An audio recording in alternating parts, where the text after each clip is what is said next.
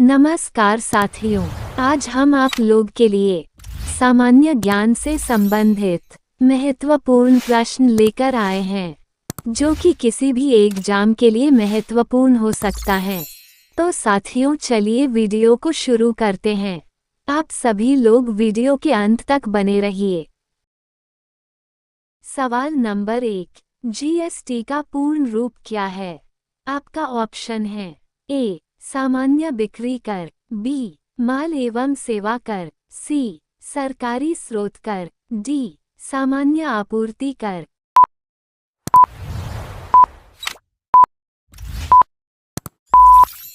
आपका सही जवाब हो जाएगा ऑप्शन बी माल और सेवा कर।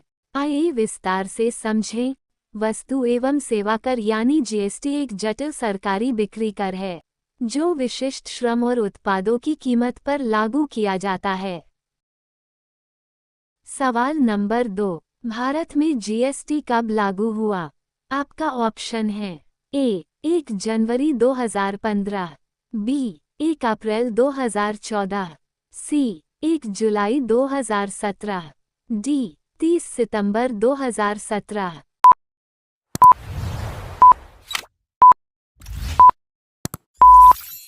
आपका सही जवाब हो जाएगा ऑप्शन सी 1 जुलाई 2017। आइए विस्तार से समझें। ये कर्तव्य 1 जुलाई 2017 से भारत सरकार द्वारा भारतीय संविधान के 101वें संशोधन के कार्यान्वयन के माध्यम से हुआ। जीएसटी ने केंद्र और राज्य विधानसभाओं द्वारा एकत्र किए गए मौजूदा कई शुल्कों की जगह ले ली। सवाल नंबर 3, भारत में किस देश के जीएसटी दोहरे मॉडल को अपनाया गया है? आपका ऑप्शन है A USA, B Canada, C Australia, D Japan.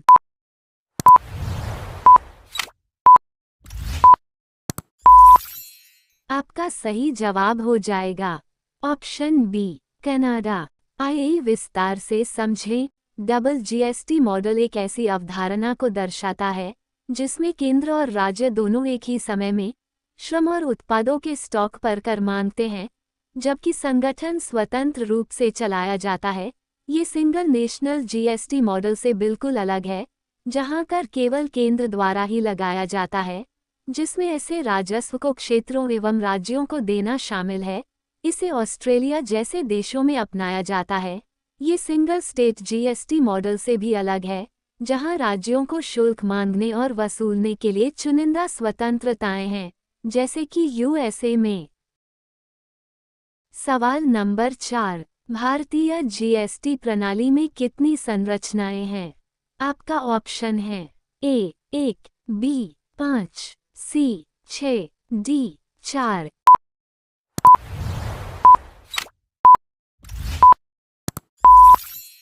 आपका सही जवाब हो जाएगा ऑप्शन डी 4। आइए विस्तार से समझें। जीएसटी कर संरचना में केंद्रीय वस्तु एवं सेवा कर यानी सीजीएसटी, राज्य वस्तु एवं सेवा कर यानी एसजीएसटी, एकीकृत वस्तु एवं सेवा कर यानी आईजीएसटी और केंद्र शासित प्रदेश वस्तु एवं सेवा कर यानी यूटीजीएसटी शामिल हैं।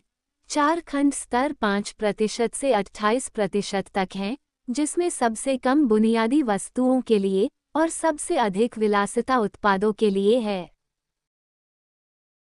सवाल नंबर 5, भारत में अधिकतम सीजीएसटी दर क्या है? आपका ऑप्शन है ए 28, बी 15, सी 12, डी 20।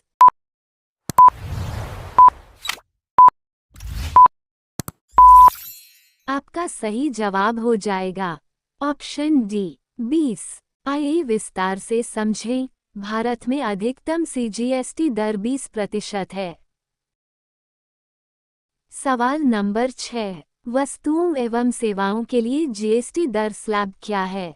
आपका ऑप्शन है ए 0%, 5%, 12%, 18%, 26%, बी 0%, 6%, 12%, 18%, 28%, सी 0%, 5%, 12%, 18%, 28%, डी 0%, 5%, 12%, 16%, 28%।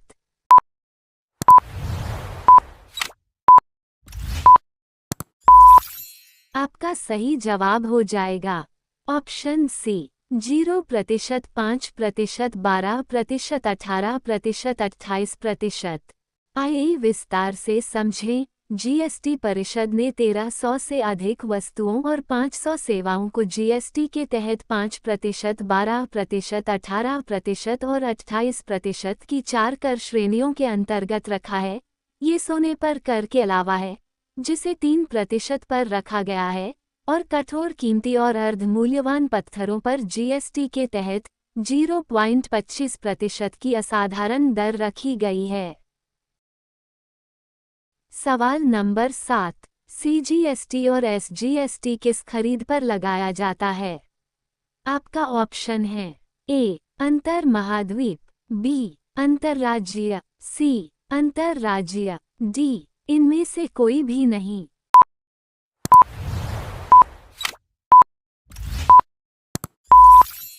आपका सही जवाब हो जाएगा ऑप्शन बी अंतर्राज्यीय।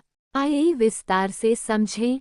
जब श्रम और उत्पादों का स्टॉक एक राज्य के अंदर होता है, जिसे अंतर्राज्यीय लेनदेन कहा जाता है, तो उस स्थिति में सीजीएसटी और एसजीएसटी दोनों एकत्र किए जाएंगे।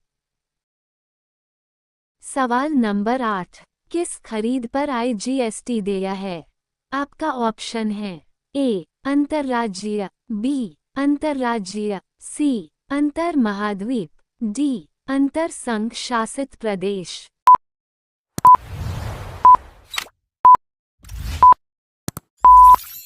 आपका सही जवाब हो जाएगा ऑप्शन बी अंतर्राज्यीय। आइए विस्तार से समझें। जीएसटी के तहत आईजीएसटी उत्पादों और अतिरिक्त लाभों की सभी अंतर्राज्य आपूर्ति पर एकत्र किया जाने वाला शुल्क है, और इसे आईजीएसटी अधिनियम द्वारा प्रशासित किया जाएगा। आईजीएसटी भारत में आयात और भारत से वस्तु के 2 मामलों में माल के किसी भी स्टॉक और अतिरिक्त लाभों पर प्रासंगिक होगा। सवाल नंबर 9, वस्तु एवं सेवा कर ने किस कर का स्थान लिया? आपका ऑप्शन है ए टब, बी उत्पाद शुल्क, सी केंद्रीय बिक्री कर, डी ऊपर के सभी।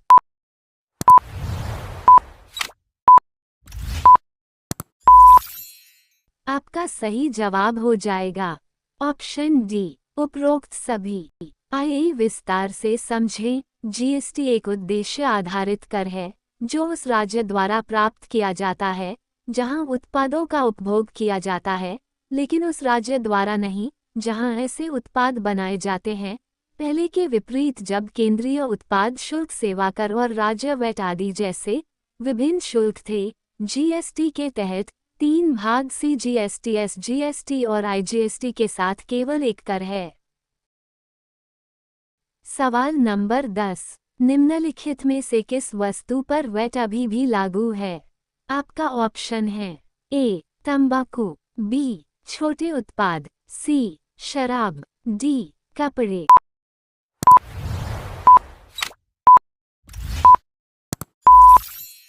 आपका सही जवाब हो जाएगा ऑप्शन सी शराब। आइए विस्तार से समझें। शराब को मूलतः 2 कारणों से जीएसटी प्रणाली के दायरे में नहीं लाया गया। पहला कारण, ये सुनिश्चित करने के लिए कि राज्य सरकारों को राजस्व का एक ठोस प्रवाह मिलता रहे। जीएसटी से उन्हें जो भी मिलता है, उसके अलावा यह अनुमान लगाया गया है कि शराब और बियर पर शुल्क से राज्य विधानसभाओं को सालाना लगभग 90 करोड़ रुपए मिलते हैं। दूसरा कारण, उपयोग को सीमित करने के लिए शराब और बियर की कीमतें ऊंची रखना। आप सभी लोग वीडियो को लाइक कर दीजिए, अपने दोस्तों के साथ शेयर कर दीजिए और चैनल को सब्सक्राइब करके बेल आइकन ऑन कर लीजिएगा। वीडियो देखने के लिए धन्यवाद। जय हिंद, जय भारत।